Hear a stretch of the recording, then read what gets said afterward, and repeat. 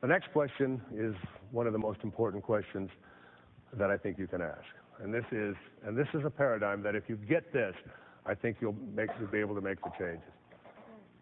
What would my life look like if I couldn't use these excuses?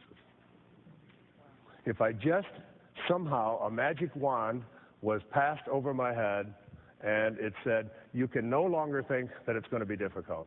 You can no longer think that it's going to be risky. You can no longer think in blame terms. You can no longer think you're too old, or that you're too young, or that you're too weak, or you're not strong enough, or whatever it might be. If you just couldn't think that, and I will ask people that question over and over again, and they start thinking about it, they start going into the excuse, I say, wait a minute, you can't think that in this little exercise that we're doing here. What would your life look like if you couldn't use the excuse? And you know what almost everybody says? I would be free. I would feel free for the first time in my life. If I couldn't blame somebody else, if I couldn't use one of these cop-outs, one of these misalignments that I've been using in my life, I would finally feel free. And then as you begin to realize that, I think one of the most important things that you can learn about this paradigm is to ask yourself, like, how would I feel? How would I feel? And what I want to say to you, what I want to say to everybody out there watching this, this is so important. You have within you a great gift. It's the most powerful gift you've ever been given. It's the gift of your imagination. And in your imagination, in your thoughts, nothing else, go to the place within you where you begin to perceive and see what it is that you would like to be, whether it's the right weight you would like to be, or addiction-free, or to have the job that you want, or to be in the kind of relationship that you would like to have. Just in your imagination and no place else, just go there and create for yourself, and you can't come up with an excuse for it because you're just doing this in your mind. So that's the first thing you do.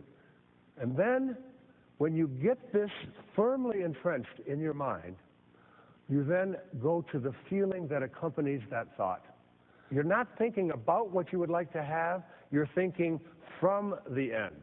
You're thinking there. In your imagination only, you are there. And now how does that feel? What do you feel?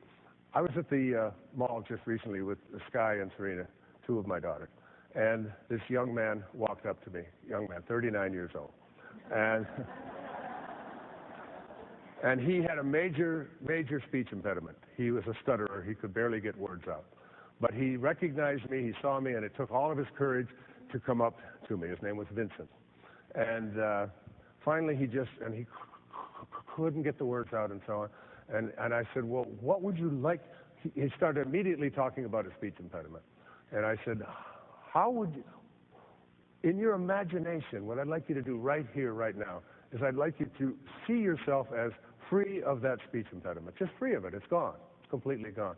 He said, okay, I can do that. I can do that. And he said, I said, now, how does it feel? He said, it feels great. See, the thought is what you create in your imagination, but the feeling is where you experience it, in the body. I feel great. I said, what I want you to do is every single time you think about that speech impediment, I want you to go to that feeling. I feel great. Every time you think about losing the weight, I want you to go to the place in your imagination in which you are what it is that you want to weigh, looking the way you want to look. Every time you have a thought about you don't have enough money, I want you to go to the place in your imagination where you are free of that fear of not having enough prosperity or abundance. Just go to that place and then ask yourself, how does it feel? It feels joyful. It feels content. Now, the most important thing I want to say about all of this is the last 5 minutes of the day, when you are about to go off to sleep at night, almost everybody makes this huge mistake. They review all of the things that they don't like. They review all of the things that are missing. They think about all of the people who have really upset them during the day. They think about how wrong their spouse is or about how bad their children are. Now, I talked earlier about this habitual mind that we call the subconscious mind. The subconscious mind cannot make a distinction between what is literally happening to you in your life and what you are imagining in your imagination. It can't make a distinction. So now you go off to sleep at night with all of those negative thoughts swirling around, and you go into your subconscious mind. And now you got 8 hours to marinate. 8 hours to marinate on all the things that are wrong. Now your subconscious mind thinks that this is what you want, because that's what you're experiencing and that's what you feel. And your body feels lousy, and you have trouble sleeping, and you're full of stress. And so now you've got 8 hours in which to marinate on all the things that are wrong. Your subconscious mind, which is the vehicle for materialization and manifestation, that's where it takes place in this habitual mind of yours, is going to work on and offering you experiences that match up to what you feel.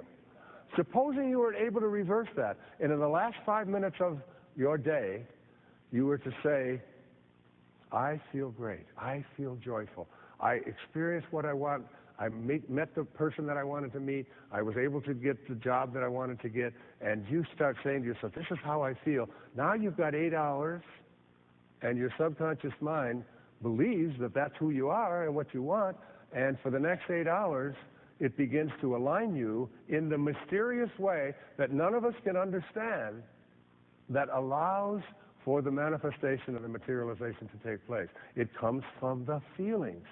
Feelings are the manifestors within your life and within your body. And you go to those feelings and stay with that. Does that make sense to you? Because to me, I do it every single night. I refuse to spend the last 5 minutes before I enter into that world in which my subconscious mind is going to believe that I want to go over all the things that are wrong, and all the things I don't like, and all the stuff that is bothering me. Instead, I go off to sleep into that beautiful world of peace and joy and fulfillment, because that's what I feel, and I created it in my mind.